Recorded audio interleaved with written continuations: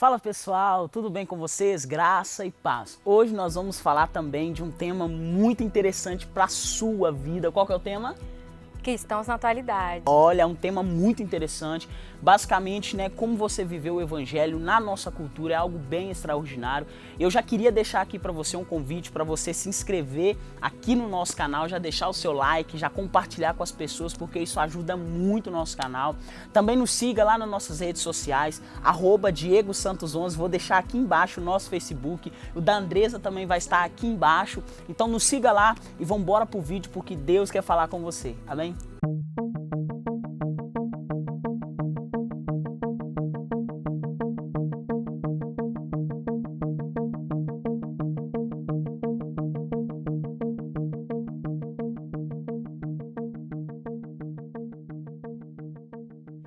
Pessoal, então nós vamos falar sobre cristãos na atualidade, né não, Andresa? Isso mesmo, Diego. Então, galera, a gente tem que entender que o chamado, ele não é só exercido dentro da igreja. Nós podemos ser cristãos genuínos fora da igreja. E é necessário que pessoas se levantem em várias áreas da sociedade para ser luz aonde há trevas.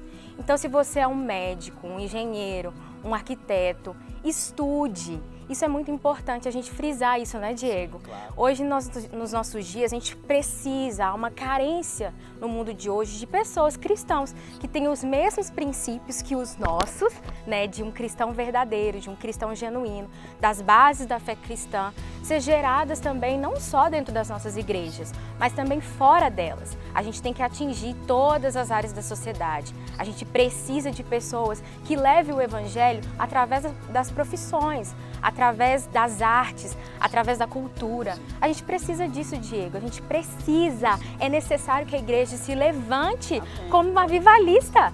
Isso é necessário para que o nosso evangelho seja difundido, não é isso? Glória a Deus. E algo interessante é que foi um pastor, Anderson Silva, ele é muito legal, gosto muito das pregações dele. Ele foi no nosso culto e ele disse o seguinte, que entre todos os cristãos da nossa época, a porcentagem de que quem vai viver em cima do púlpito, ou seja, pastoreando, cuidando dentro da igreja, é 10 a 15% no máximo, ou seja, da sua igreja, 10 a 15% no máximo das pessoas vão viver dentro da igreja um chamado que Deus tem. Porque o chamado, a vida com Deus, ela abrange muito mais do que só dentro da igreja, dentro de um templo, na eclésia. Você pode viver sendo um bom médico, sendo um bom advogado, sendo um bom contador. Então nós, carecemos dessas pessoas cheias do Espírito de Deus em toda a esfera da sociedade, para que a gente possa alastrar essa palavra e sermos cristãos aprovados por Cristo, né, Andressa? Isso mesmo. É por isso que a gente tem que estudar, galera. A gente precisa estudar, a gente precisa adentrar nas várias áreas da sociedade. Então, você que tem esse desejo, às vezes, eu quero fazer uma faculdade, eu preciso me profissionalizar em alguma área. Não tenha medo de exercer isso como instrumento de Deus. Então, hoje, né, Diego, a gente tem essa defasagem, às vezes, quando a gente se converte, a gente tem muito, e agora? Como vai ser a nossa vida? Como que vai ser? Eu me converti, Andresa, e como que eu faço?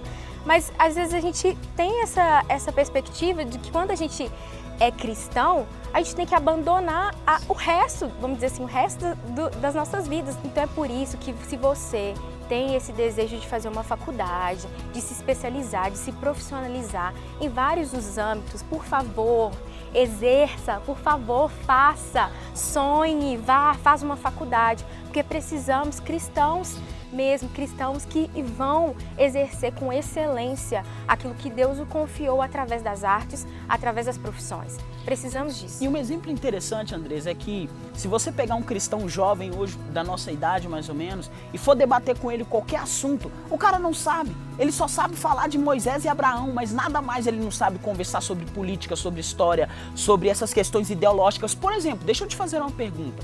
Se entrar alguém na sua igreja, um ateísta, por exemplo, um ateu, alguém que não crê em Deus, que tem dúvidas existenciais, você sabe debater com ele no campo filosófico e mostrar para ele que a palavra é a única verdade existente nessa terra?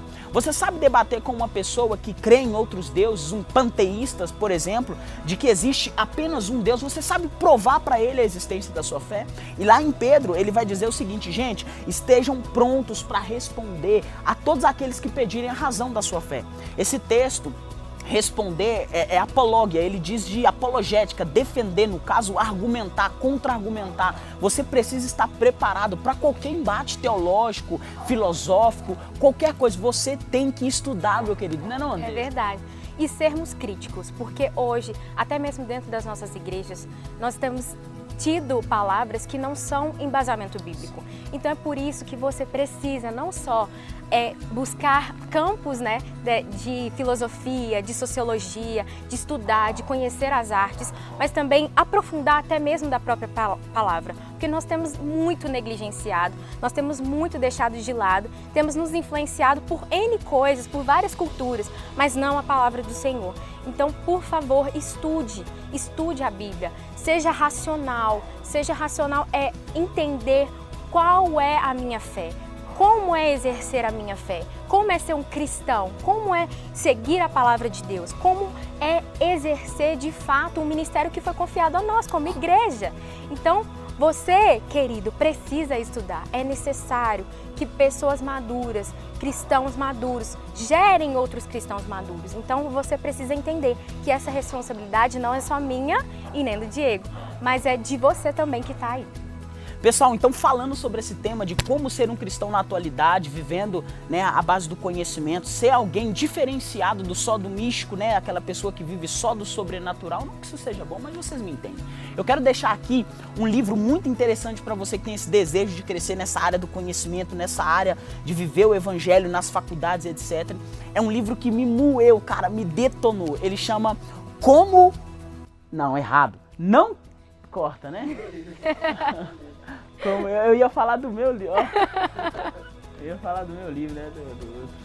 Você então que tem esse desejo de crescer, de ser alguém diferenciado, eu quero te indicar um livro muito top que me moeu, me estragou. Cara, esse livro é fenomenal. Ele chama assim, ó, Não Tenho Fé para Ser um Ateu, do Frank Turek e Norman Geisler. Acho que é assim que fala o nome dele. Se não for, é isso aí. Vou deixar aqui na descrição. Gente, esse livro é fantástico. Ele te dá ferramentas para você debater, para você argumentar. Não para você sair no ringue brigando com todo mundo, né, Andressa? Mas para você ter um conhecimento plausível, um conhecimento científico da palavra de Deus, para você ser alguém diferente, ok? Então vou deixar já esse livro para você iniciar essa nova trajetória e que Deus possa abençoar o seu coração, que Deus possa guardar você e te fazer luz nesse mundo, ser um cristão eficiente na nossa atualidade. Amém? Não é não, Andressa?